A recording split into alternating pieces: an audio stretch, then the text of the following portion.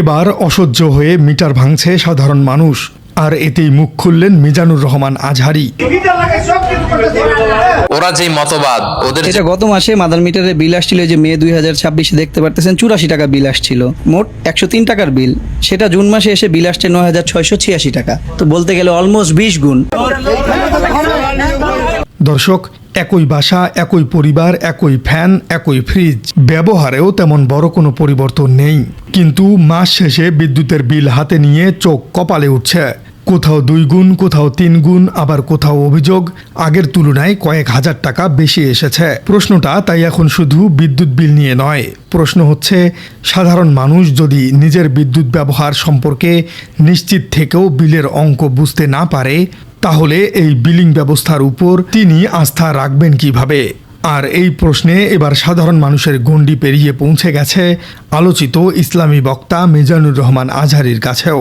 নিজের অভিজ্ঞতার কথা জানিয়ে তিনি সামাজিক যোগাযোগ মাধ্যমে লিখেছেন, হঠাৎ করে আমার বাসার বিদ্যুৎ বিলও বেড়েছে অস্বাভাবিকভাবে। পরিচিত অনেকেরই একই অভিযোগ। আশা করি সংশ্লিষ্ট কর্তৃপক্ষ বিষয়টি আমলে নিয়ে যথাযথ ব্যবস্থা করবেন। টাকা ভরতেছি, টাকা চলে যাচ্ছে। কিভাবে তারা কেটে নেয়, কেন কেটে নেয়, এটার কোনো কৈফিয়ত নাই। এটা টোটালি একটা ভুতুরে ব্যাপার মনে হচ্ছে। একটু খেয়াল করুন দর্শক, এখানে তিনি কোনো রাজনৈতিক অভিযোগ তোলেননি, কোনো নির্দিষ্ট সংস্থাকে সরাসরি দায়ীও করেননি, বরং নিজের বাসার বিল অস্বাভাবিক বেড়ে যাবার অভিজ্ঞতা এবং পরিচিতদের একই অভিযোগের কথা তুলে কর্তৃপক্ষের দৃষ্টি আকর্ষণ করেছেন। কিন্তু তার এই ছোট্ট পোস্টটি বড় একটি প্রশ্ন সামনে নিয়ে এসেছে। বিদ্যুতের বিল নিয়ে মানুষের অসন্তোষ কি এখন বিচ্ছিন্ন কিছু অভিযোগ, নাকি এর পেছনে রয়েছে বড় কোনো কাঠামোগত সমস্যা? ঘটনাটি বুঝতে হলে একটু পেছনের দিকে যেতে হবে। দেশের বিভিন্ন এলাকায় সাম্প্রতিক সময়ে অস্বাভাবিক বিদ্যুৎ বিল নিয়ে অভিযোগের কথা সামনে আসছে। বিশেষ করে প্রিপেইড এবং ডিজিটাল মিটার নিয়েও তৈরি হয়েছে নানা ধরনের সংশয়। নারায়ণগঞ্জের ব্যাংক কলোনি এবং পাবনাপট্টি এলাকার ঘটনাটি এই অসন্তোষকে আরও দৃশ্যমান করেছে। সেখানে প্রিপেড মিটার স্থাপনের উদ্যোগকে কেন্দ্র করে স্থানীয়দের মধ্যে তীব্র আপত্তি দেখা যায়।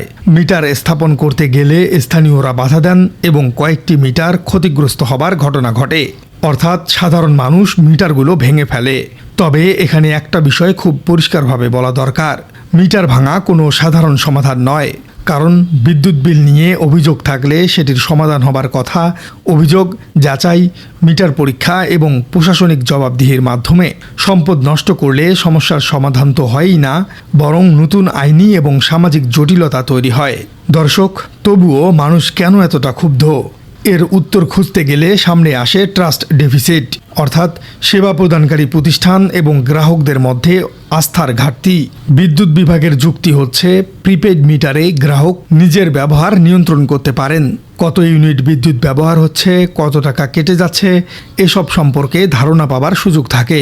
অর্থাৎ প্রচলিত পোস্টপেড ব্যবস্থার তুলনায় এটি হবার কথা আরও ট্রান্সপারেন্ট বিলিং সিস্টেম। কিন্তু গ্রাহকদের প্রশ্ন অন্য জায়গায়। তারা বলছেন রিচার্জ করার পর টাকা দ্রুত কমে যাচ্ছে। বিভিন্ন ধরনের সার্ভিস চার্জ, ভ্যাট বা অন্যান্য কর্তনের হিসাব অনেকের কাছে পরিষ্কার নয়। আবার কোথাও বিদ্যুৎ বিভ্রাট এবং লোডশেডিংয়ের অভিযোগও রয়েছে। অর্থাৎ একদিকে মানুষ বলছে বিদ্যুৎ পাচ্ছি না ঠিক মতো, আর বিলও অনেক বেশি। এখানেই তৈরি হচ্ছে সবচেয়ে বড় পলিসি ক্রেডিবিলিটি গ্যাপ। নীতিগতভাবে যে ব্যবস্থা গ্রাহকের সুবিধার জন্য তৈরি করার কথা, বাস্তবে সেটি নিয়ে গ্রাহকদের মধ্যেই বেশি সন্দেহ তৈরি হয়েছে। তাহলে সেই ব্যবস্থার গ্রহণযোগ্যতা প্রশ্নের মুখে পড়বেই। আর বিদ্যুতের বিল শুধু একটি কাগজের হিসেব নয়, এটি এখন সরাসরি পরিবারের কস্ট অফ লিভিং ক্রাইসিসের সঙ্গে যুক্ত। একটি মধ্যবিত্ত পরিবারের মাসিক বাজেট চিন্তা করুন।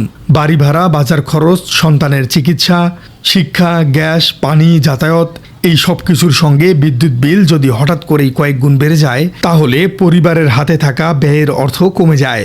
অর্থনীতির ভাষায় এটিকে বলা হয় হাউসহোল্ড পারচেসিং পাওয়ারের উপর বড় ধরনের চাপ।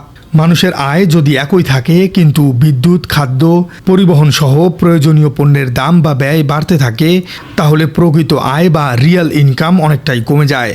ফলে মানুষকে একই জীবনযাত্রা বজায় রাখতে আরও বেশি অর্থ ব্যয় করতে হয়।